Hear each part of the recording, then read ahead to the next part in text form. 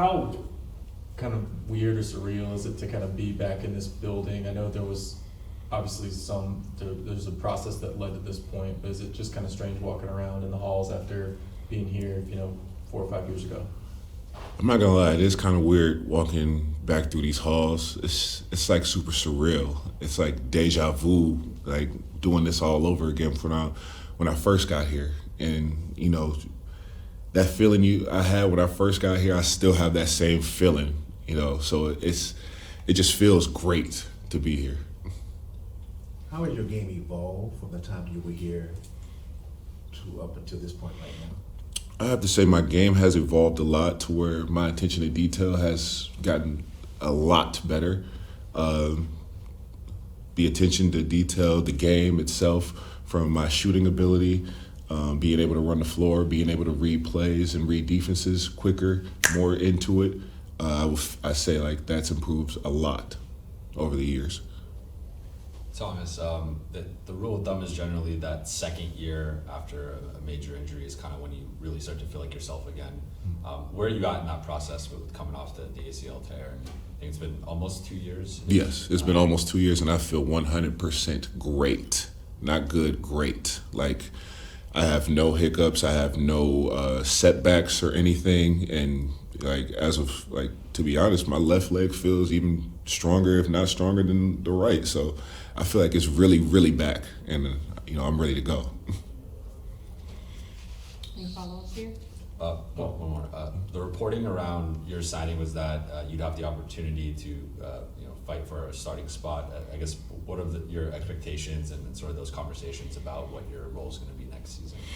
The expectations of roles is just, I'm not expecting anything. I don't go into anywhere expecting to have a starting role or, doing this or doing that.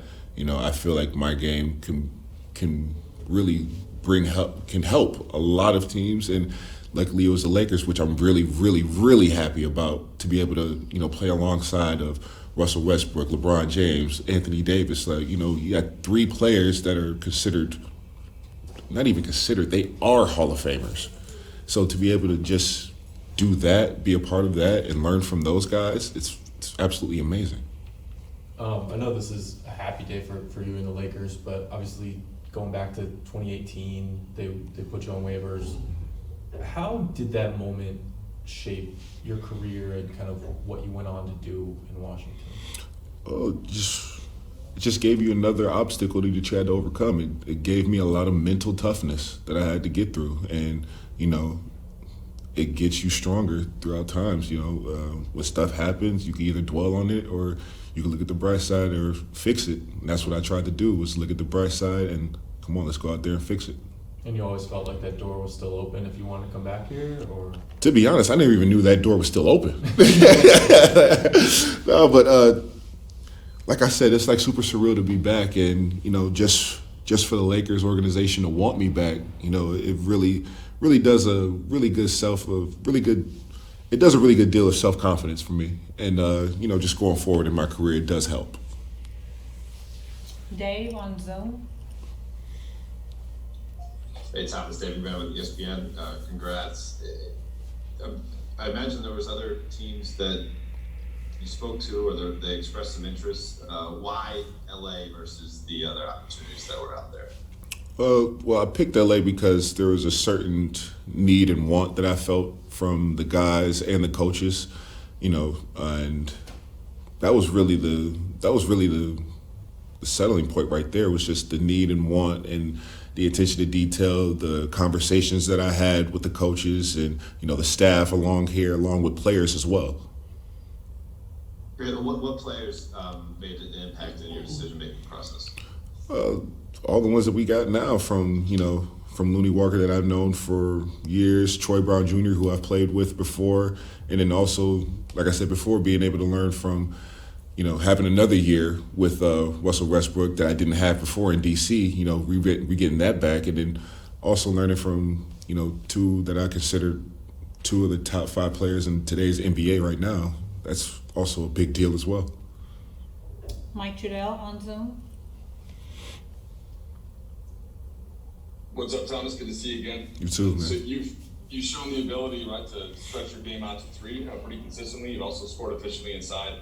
Just wondering if you got any early talks with Darvin about picking at times and rolling, or sorry, popping at times and rolling at others, and sort of where you see your game in the modern NBA offense at 5-5. Oh, we talked about it, but mostly it was just grabbing the concept of like what he wants to do and then just trying to bring that all in hand. Of course, there's a lot of pieces that we have to talk about and work on, but he's talked to me about what he expects from me, what he wants from me, and we're trying to take that full swing. Dan Wyke on Zoom. Hey Thomas, Dan Wyke with Daily Times. Congratulations. Thank you. To go back to the knee a little bit, when did 100% happen for you? I know that process is long, and is it one of the things where it's like it's hard to answer that question because 100% means you don't think about it? Is it you know what I mean? Or is it something like one day you had a workout or a game or something, you're like, that's it, I have to go all the way back? I knew I was 100% back when I didn't think about it. That was the thing. When I stopped trying to think about my knee and worry about it and just let the game of basketball take me. And I got through that a couple practices, a couple games, a couple dunks. Once you get a couple dunks in and you get knocked down one time, you'll get the feeling back, and that's how I knew I was 100%. Was that last season? Yes, sir. That was during last season, probably the month after I returned to gameplay. Christos on Zoom. Hey Thomas, congratulations on your new step. If you compare 2018's Thomas Bryant with 2022's Thomas Bryant, what's the biggest difference? I would say the biggest difference is the maturity aspect, the game aspect, the attention to detail that I have, the preparation that I have to the game of basketball, from the film work, the grind that I put into it each and every day. Like right before this,